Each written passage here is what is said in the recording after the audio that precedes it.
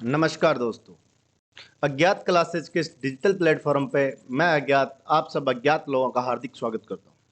दोस्तों, चर्चा में क्यों एपिसोड के साथ आज मैं आपके सामने उपस्थित हूँ एक महत्वपूर्ण टॉपिक पे लेके, जो हाल ही में खासा चर्चा में चल रहा है, जो है यौन उत्पीड़न और इसके मामले में राज्यपाल की सुरक्षा। यौन उत्पीड़न के मामले में राज्यपाल की सुरक्षा, क्या कहता है संविधान, क्या है मामला, कोर्ट ने इस पे क्या निर्णय लिया और क्या है अनुच्छेद 361।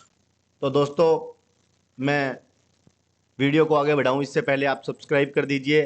700-800 लोग वीडियो देखते हैं लेकिन सब्सक्राइब नहीं करते, तो प्लीज़ सब्सक्राइब कर दीजिए पहले, और जो बेल आइकन है उसको क्लिक कर दीजिए। कर दिया? चलो वीडियो आगे बढ़ाते हैं।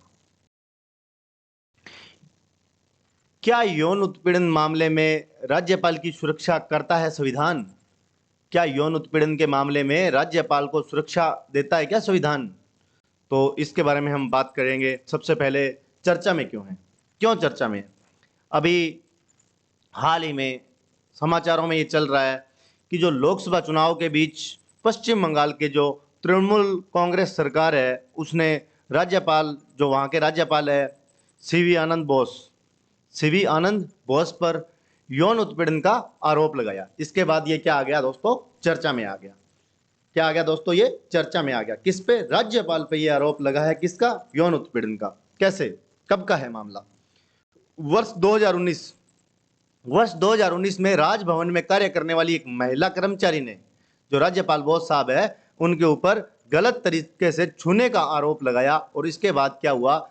ये मामला बहुत ही क्या आग की तरह फैल गया, और उसके बाद ये मामला चला गया कोर्ट में। और अभी जो तृणमूल वहाँ की या कांग्रेस है, उसने इसके ऊपर क्या लगाया है? आरोप को पुनः उजागर किया है। तो ये दोबारा क्या आ गया? चर्चा में आ गया। इसके लिए मैं आपको बता दूं कि संविधान में क्या प्रोसीजर है राज्यपाल को लेकर। राज्यपाल को लेकर संविधान में क्या प्रोसीजर है, पहले हम उसकी बात करेंगे।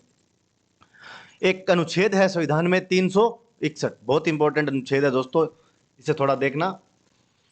अनुच्छेद 361 कहता है कि राष्ट्रपति और राज्यपाल को प्रतिरक्षा प्रदान करता है। क्या करता है दोस्तों? ये प्रतिरक्षा, किसी कार्य के प्रति क्या प्रतिरक्षा प्रदान करता है।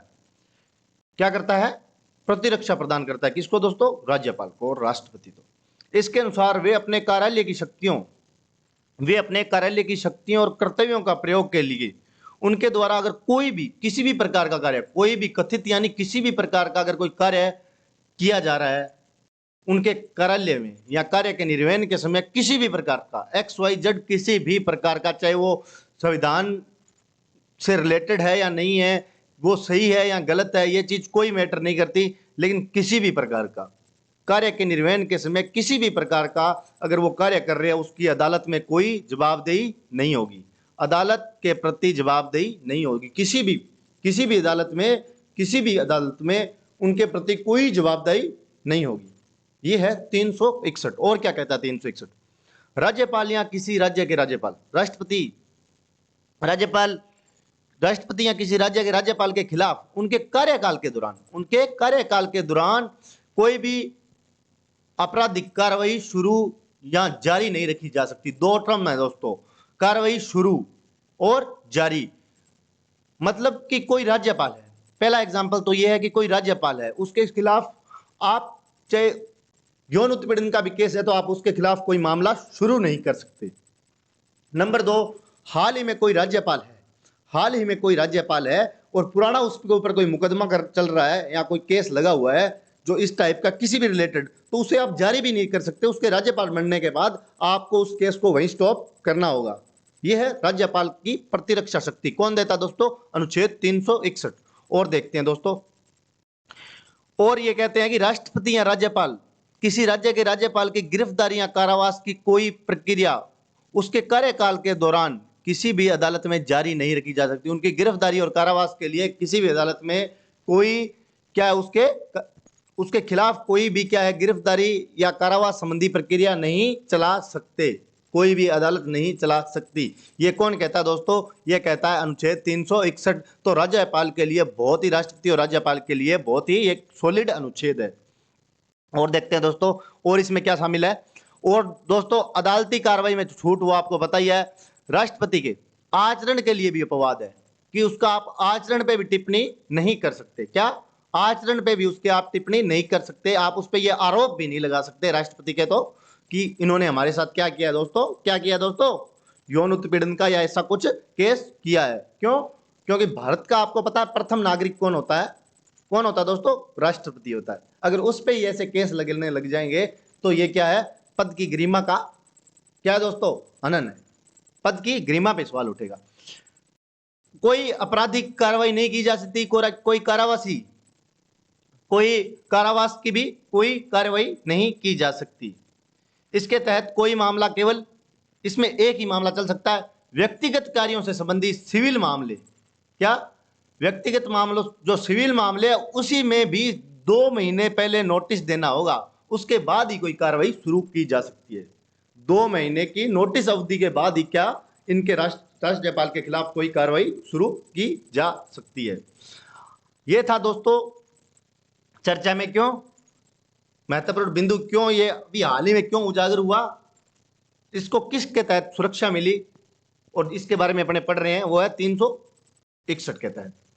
और अब देखते हैं ऐसे मामले जो विगत मतलब पूर्व में घट चुके हैं और उनके ऊपर क्या कार्रवाई हुई, उनकी बात करते हैं।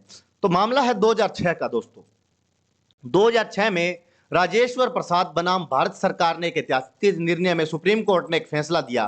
क्या दिया? कि कहा कि कानून की स्थिति यह है कि राज्यपाल को क्या कि संविधान की स्थिति यह है कि राज्यपाल को व्यक्तिगत दुर्भावनाओं के आरोप पर भी पूर्ण छूट प्रदान है। व्यक्तिगत दुर्भावना, जिसमें यौन उत्पीड़न एक व्यक्तिगत दुर्भावना में ही आता है, उसमें स्पष्ट 2006 में राजेश्वर प्रसाद बनाम भारत सरकार मामले में कह दिया गया कि व्यक्तिगत दुर्भावना के आरोप में राज्यपाल को क्या है? पूर्ण छूट है। क्या है? पूर्ण छूट है। और भी एक राजस्थान का भी एक फेमस दोस्तों चल रहा था कि जो पूर्व मुख्यमंत्री थे कल्याण सिंह, पूर्व मुख्यमंत्री थे कल्याण सिंह, उनके ऊपर जो जब वो मुख्यमंत्री थे तो उनके क्या किया? मुकदमा, उनके खिलाफ क्या है? मुकदमा चलाया गया। क्या चलाया गया? मुकदमा चलाया गया। लेकिन जब वो मुकदमा आगे चल रहा था उस दौरान वो क्या बन गए दोस्तों? राजस्थान के क्या बन गए थे? राज्यपाल। क्या बन गए दोस्तों? राजस्थान के राज्यपाल।